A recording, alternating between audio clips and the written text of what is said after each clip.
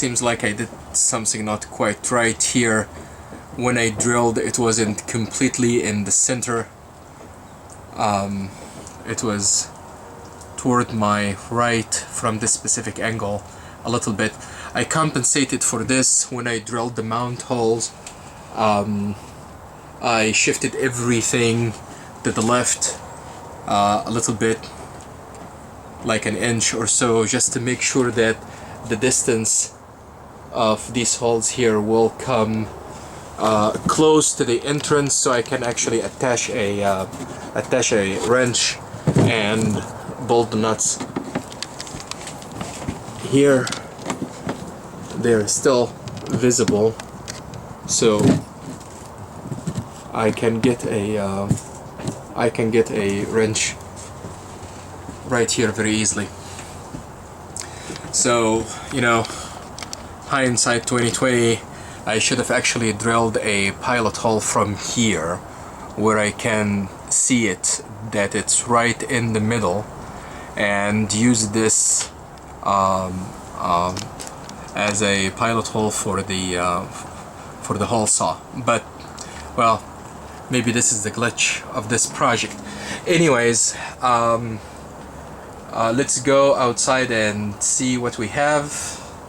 Okay, so this is what we have outside. I inserted this rubber gasket. It's the gasket that you will find in your hardware installation kit. This is a waterproof tape because last time I was here I couldn't finish the whole entire job, and I know it's gonna rain, so I just sealed everything. When I came this morning, I checked it and it was bone dry, so this thing actually works. It's going to be a little bit of work, you know, removing all of these pieces, and you know, I need to find a adhesive remover, which I do have. Right, so let's go inside and finish this job. Now, before we attach our wires to the radar itself, we have to pass it through the mount. After we pass the wire through the mount, we need also to pass it through this gasket right here, which came with your with the mount or the plate. And later this gasket will be sealed and attached here pretty snug, so you have no water leaks. We will come to that.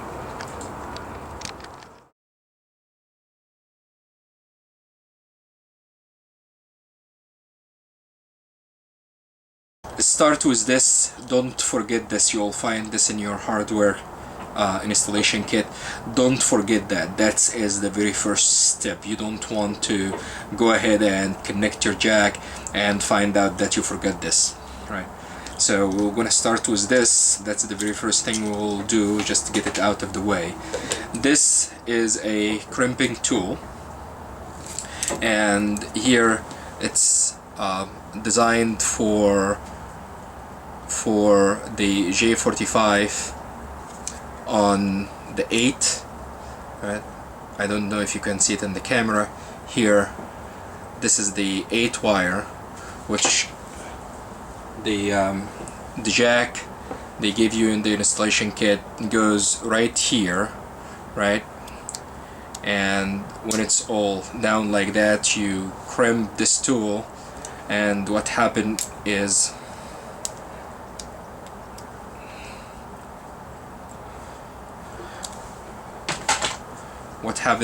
the tool pushes down these blades, these copper blades, inside the individual wires inside this cable, which we will see right now, and get a contact with the internal cover of the wiring itself, right? So we're going to see how all of that works as we go.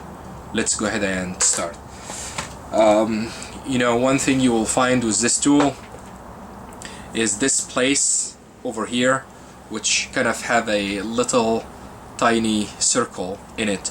This is designed to strip this wire out of this external quote.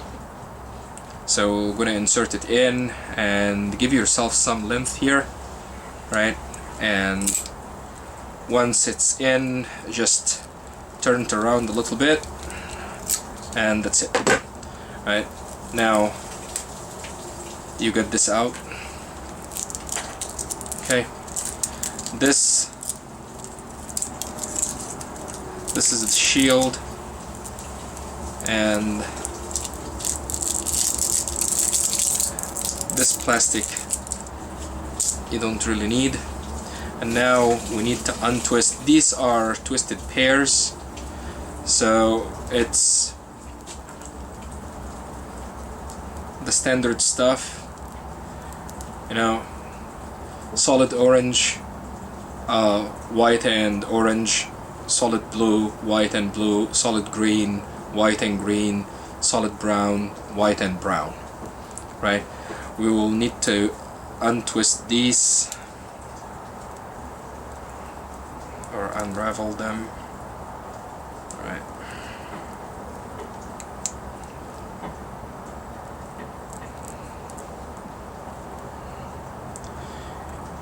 You know, the reason you cut the wire a little bit longer than you actually need is it's gonna be very hard to do this if you cut it short.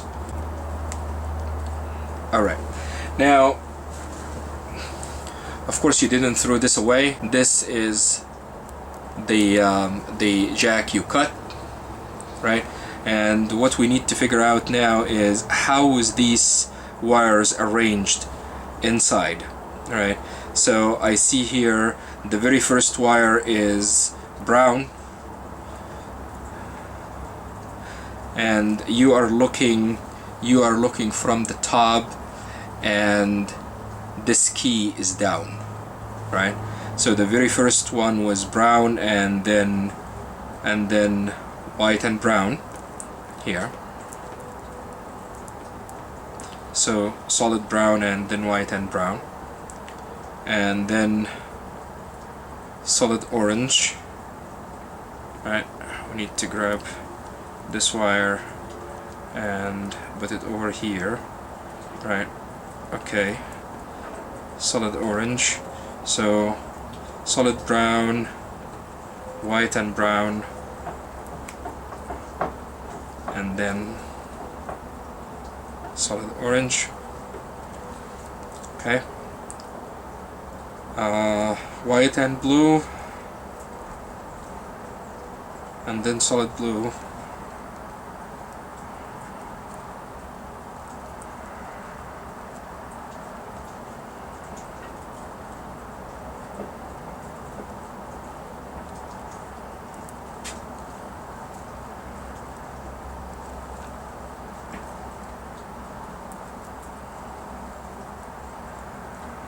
Okay, and then white and orange, solid green, and finally white and green. So this is our final pattern. Here we need to build this cable exactly the way it was before.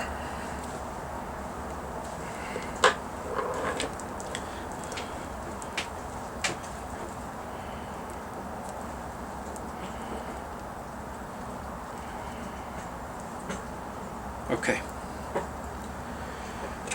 let's make sure that we have the right arrangement.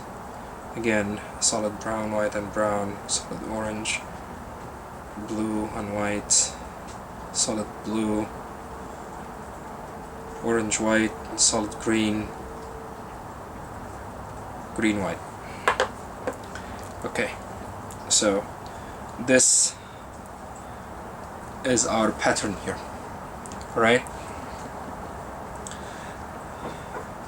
What are we going to do is we're going to measure how much wire we need.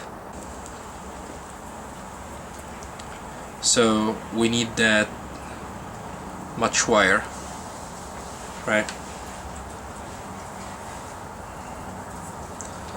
And we're going to use the side, this side of the crimping tool to cut this length of our wire right here.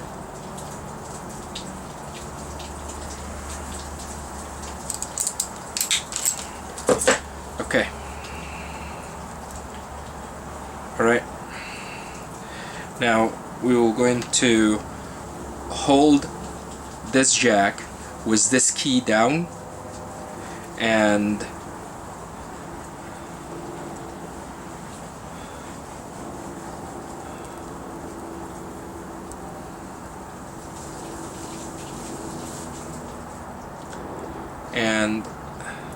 insert these wires in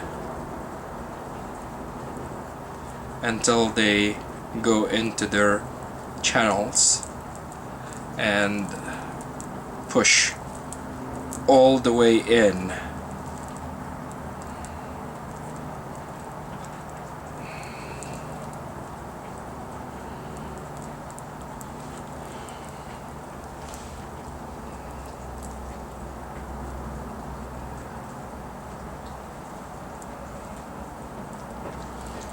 Now I need to make sure that we have enough length.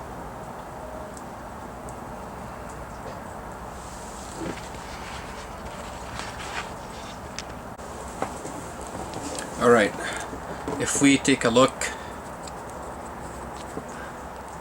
at these, we will find them exactly the same thing.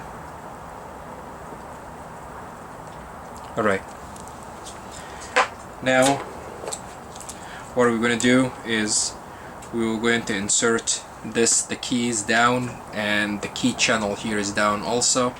We're going to insert it all the way in, alright, until it clicks, and crimp it. Right? Now, all of these blades are down, and they went inside the wire itself, touching the cover, and this is how you get your contact. Okay, so we need to trim this shield here, and then we're going to test this cable and make sure that we did everything right.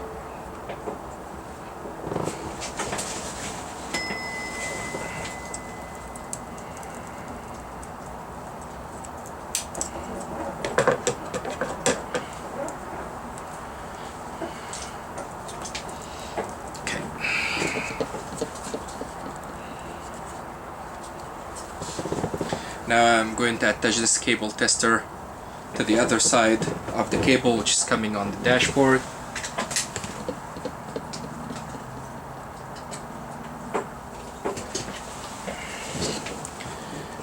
And this one here.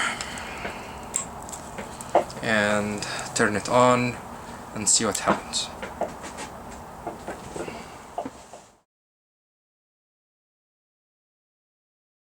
Before we attach the network cable, there is a final thing we need to do. Actually, two things.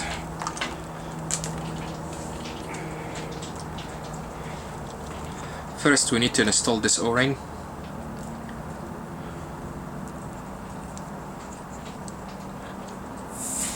And second, we need to tighten this nut over here. And if you tighten this nut, you will basically be crimping this end further on the cable to avoid any movement.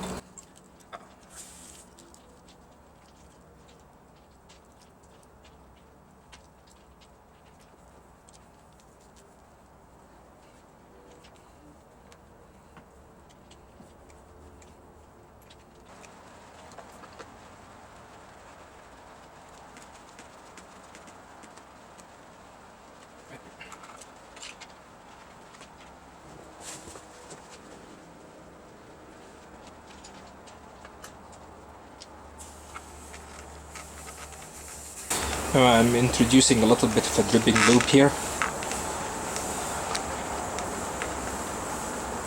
and use this plate, which is supplied in the hardware mounting kit.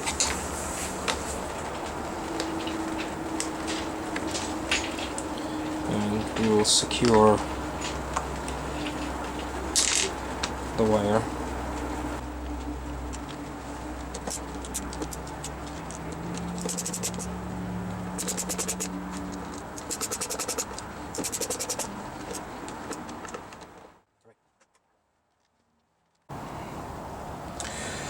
Okay, let's review what we did here. First, I had to make a couple of adjustments. Whatever size I used yesterday for to drill this hole wasn't enough. I had to increase it to 3/8, and now it fits perfectly. Second thing I did is I really liked the way I came to find the boat after 2 days of very heavy rain here in Seattle. I found this waterproof tape. It did an excellent job keeping everything dry and keeping the water from getting in. So I added some around the wire for good measure. I also surrounded the wire with some 4200, and here on top I added a dab of 4200 around the screws here. Now, to be honest, I'm not worried about any water dripping because it will just drip on the open part of this plate. I just don't want water to get inside the screw and start rusting and stuff like that. So I'm actually sealing the inside of the screw itself. And this is ready to be dropped in. Let's do that.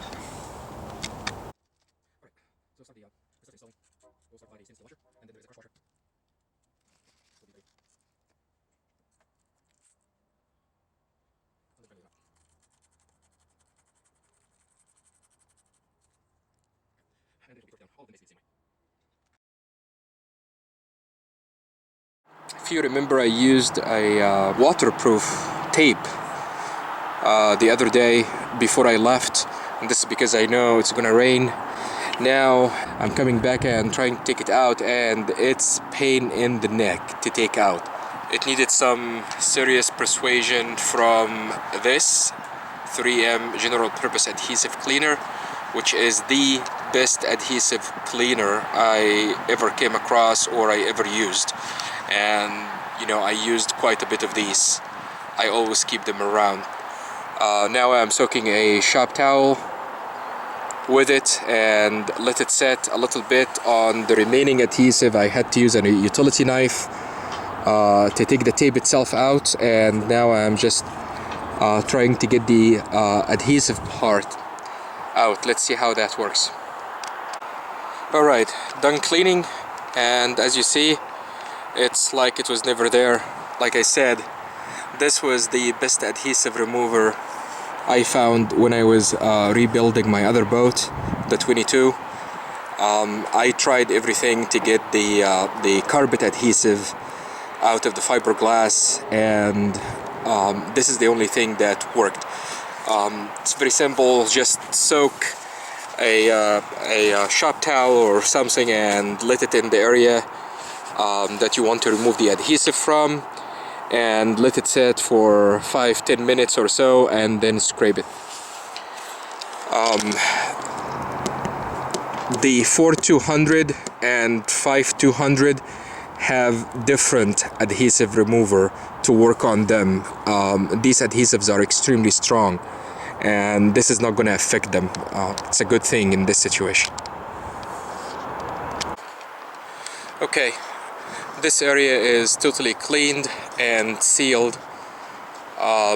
Extra 4200 around the wire access hole, and extra 4200 around the base screws. Everything is ready for the gasket to drop in and seal. Alright, here's the radar ready to go up, And right now, before it becomes too high to reach, it's a good time to clean and apply a coat of wax,